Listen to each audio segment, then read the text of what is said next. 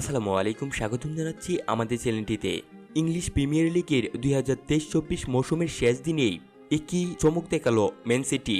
জানতে পুরো ভিডিওটি স্কিপ না করে দেখতে থাকেন শেষ পর্যন্ত।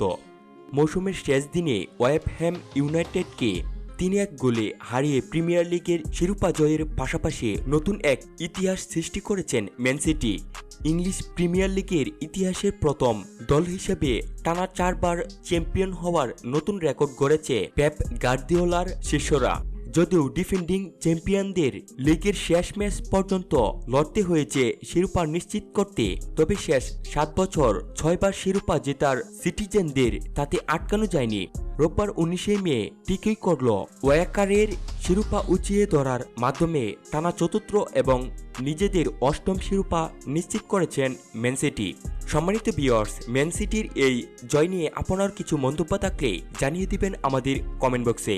এতক্ষণ ভিডিওটি দেখার জন্য আপনাকে অসংখ্য ধন্যবাদ।